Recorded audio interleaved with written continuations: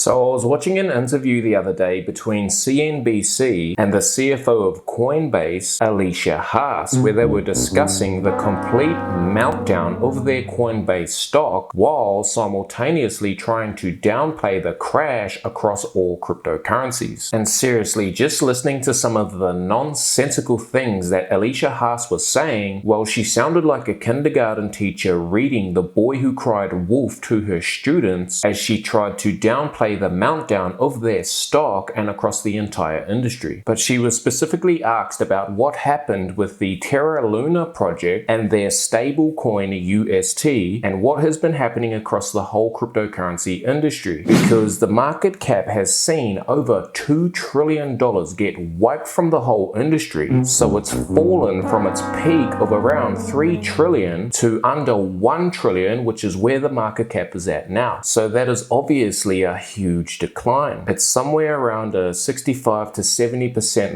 loss in market cap, okay? And she was asked if this affects Coinbase's business model. She was asked if it makes her and the Coinbase board question their strategy. Now, I would have asked her if this makes them question the whole viability of the cryptocurrency industry, but CNBC would never ask that because they are being paid off by cryptocurrency whales. But her response was no. She said that losing 65% of the market cap across the whole industry isn't that big of a deal. And she said that it doesn't matter that Bitcoin has fallen so much, which actually recently dipped below $17,000. So that is a huge decline from its all-time high. But it did have a dead cat bounce to around 21,000, which is where it's at now. But remember, that is down from its all-time high of $69,000. So Bitcoin is in a massive bear market. But after its embarrassing crash to under $17,000 and during its rally back to 21,000, all the usual suspects, Anthony Pompom, Michael the Silly Sailor, and Kevin O'Liar, all of these Bitcoin gurus, well, as you'd expect, they all started pumping it back up, spewing out more lies to their followers, claiming that it's the future and that it's the best investment of all time, and that if you just hold strong, then it will be back above $70,000 again soon. They were shamelessly begging their followers to keep putting all their money back into BitScam so that they themselves can dump it onto the next fool who's crazy enough to buy it from them. Bitcoin is what's known as the greater fool theory. So don't listen to these fraudsters when they say that it's on the way back up, because even at the peak of its most recent rally where it got to 23,000, well, that was short-lived because it's back down to under 21,000 and it's hovering between there and its low of 17,000. But remember, even at its current price of 21,000, that's still not cheap. That is $21,000 overpriced. Anything over $0 for Bitcoin is expensive. But for Coinbase or CNBC and all of these cryptocurrency gurus to say that crypto or Bitcoin's price is irrelevant to the whole industry, well, that is just nonsense, because price is the only thing that cryptocurrencies have. And the only reason that people gamble on this digital trash is because they think that they're gonna get rich. That's their only appeal. The only reason people want cryptocurrency is because they think that the price is going up and they can make a quick profit. But as the price of cryptocurrencies across the whole industry crashes, well, that completely destroys their appeal. Because if you can't buy cryptocurrency to get rich, and there is a big risk that you'll go broke instead, then nobody's gonna want them. You see, once all of this hype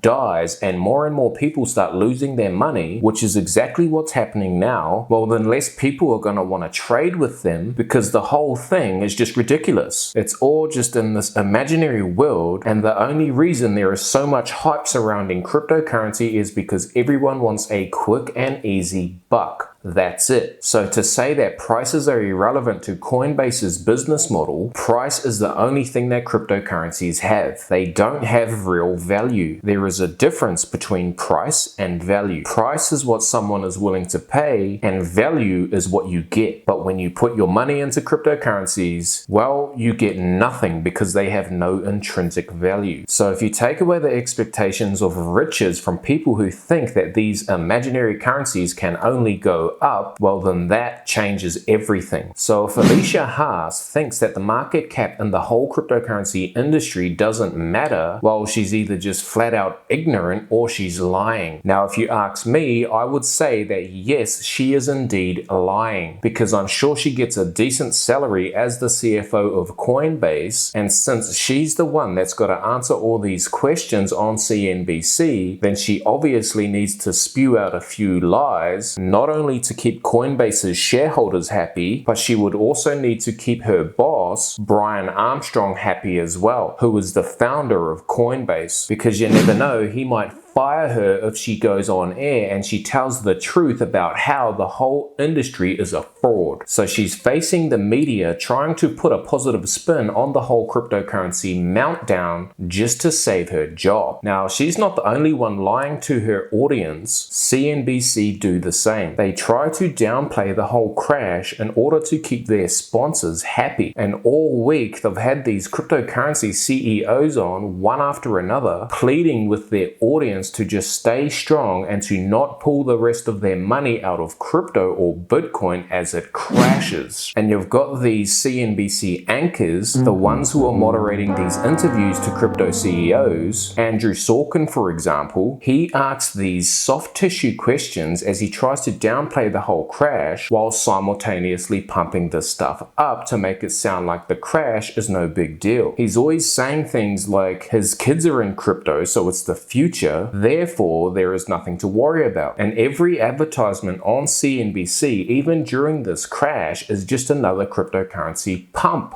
One ad after another, and not one critical word from anyone on CNBC about the crash. There is not one anchor on the network saying that cryptocurrencies have been pumped up a little bit too hard and that they are very high risk. Nothing critical at all. They just keep advertising this scam and bringing on one cryptocurrency pumper after another, claiming that it's the future. And that is exactly why mainstream media and everything they say and do cannot be trusted. This is classic mainstream media pump and dump lies, and they are blinded by greed, so they advertise this nonsense. They look at these Bitcoin billionaires who sponsor the network and they think, damn, I want that too, so we will pump up whatever they want just as long as they keep sending us in all of this advertising money. These Bitcoin and cryptocurrency gurus cannot be trusted. Anthony Pom Pom, Michael the Silly Sailor, Kevin O'Liar, and the whole CNBC network are blinded by ignorance and greed, and they will do whatever it takes to scam you out of your money.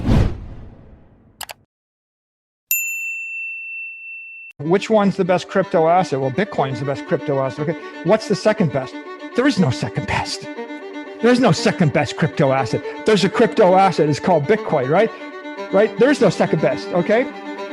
But take all your money, buy Bitcoin, then take all your time, figure out how to borrow more money to buy more Bitcoin, then take all your time and figure out what you can sell to buy Bitcoin. And if you absolutely love the thing that you don't want to sell it, go mortgage your house and buy Bitcoin with it. And if you've got a business that you love because your family works for the business, it's in your family for 37 years, and you can't bear to sell it, mortgage it, finance it, and convert the proceeds into the hardest money on earth, which is Bitcoin.